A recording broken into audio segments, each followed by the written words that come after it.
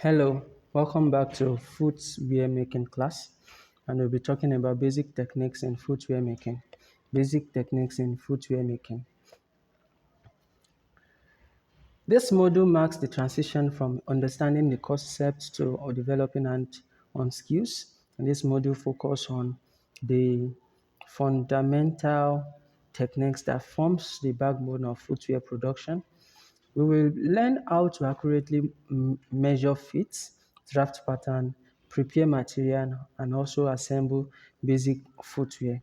And by mastering these techniques, we build the precision, confidence, and also the dexterity needed for more advanced projects. The focus will be on constructing simple footwears like slippers, which serves as the perfect starting point for beginners. This is actually going to be brief.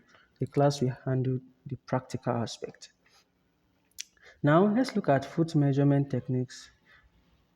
Accurate foot measurement is the first and most critical step in footwear making. And why does it matter? The fit, comfort, and functionality of the final product depends on the precision of measurements, and even minor error can lead to discomfort or foot problem. Key measurements that are necessary in terms of foot measurements include the length from the heel to the tip of the longest toe, measured while standing. We also have the width, which is measured at the widest part of the foot across the ball, and we have the circumference, which is measured at the instep and ankle, especially for boots. And the critical rule under this is that always measure both feet separately, as they often differ slightly, designed for the larger foot to ensure overall comfort. We have tools and recording for measurements. The common tools include ruler and measuring tape, just like we've talked in the previous module, which is simple and accessible tool for direct measurement. You have the Brannock device, which is a professional tool that measures foot length and width simultaneously for greater accuracy. We have under the marking and recording. After the measurement, data must be recorded accurately, and the marking points on paper or tracing sheet helps maintain consistency during pattern drafting. And this recorded data becomes the blueprint for all subsequent stages of production. Looking at the pattern drafting, which is very important in footwear making. Pattern drafting is the process of creating templates that guides the cutting and assembly of footwear components. Looking at its importance in terms of accuracy, consistency, design guidance. That is, it ensures materials are cut precisely to wearer's measurement. It also allows for replication of footwear in multiple sizes or designs, and it dictates the placement of seams, stitches, and decoratives elements. Key components of footwear pattern include the upper pattern, the insole pattern, the outsole pattern, and the reinforcement. For the upper pattern, this is actually the top part covering the foot. The insole pattern is the interior layer where the foot rests. The outsole pattern talks about the bottom part that contacts the ground, and the reinforcement is the template for heels and toe areas. What are the steps in drafting patterns? The pattern drafting process follow a logical sequence, which include the first one, transferring measurements, that is converting of foot length, width, and circumference into scaled dimension on paper. The next is to draw basic shapes, that is, you create simple geometric outline for the upper insole and outsole. The next is adding seam allowance, which is adding extra materials to edges for stitching and joining, and this is crucial for a proper fit. And another one is refining the shape, which is adjusting of curves and contour to match the natural shape of the foot. The next is creating templates, which is to cut out the final patterns for durable materials like cardboard.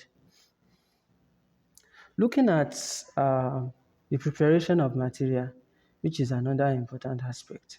Before any cutting begins, materials must be properly prepared.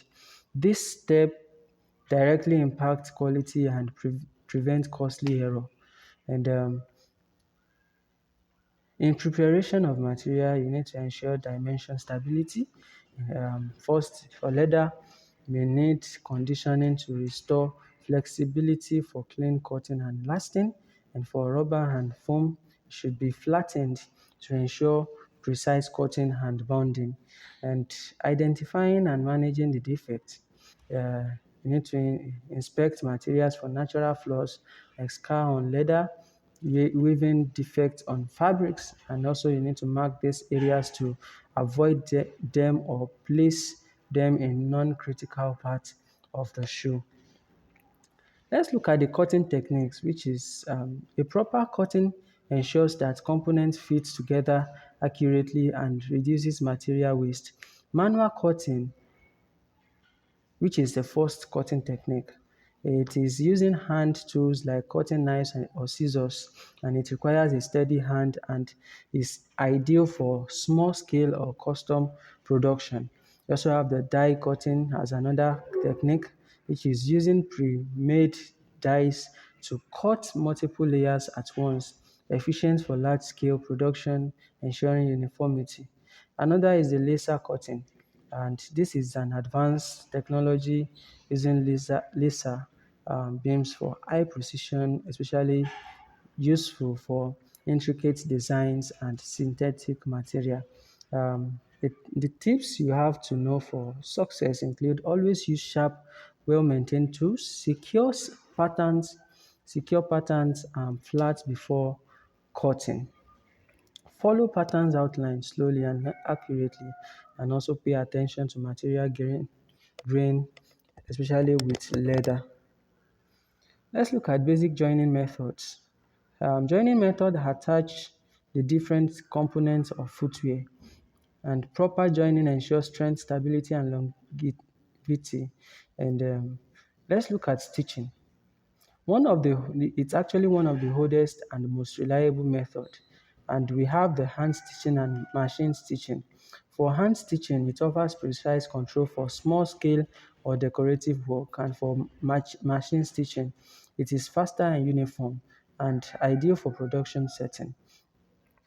We also have another method as gluing, which is adhesive bonding,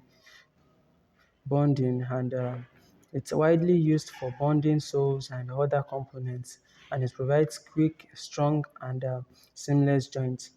Another method is the nailing or tacking, and this is used to reinforce joints, often in heavy duty footwear like boots, and it often combines with stitching or gluing.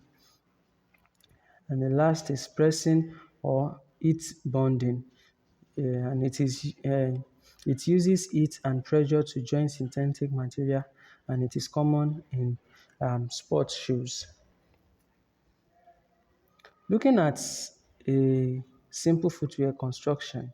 Simple footwear construction introduces learners to the practical application of all the techniques covered so far.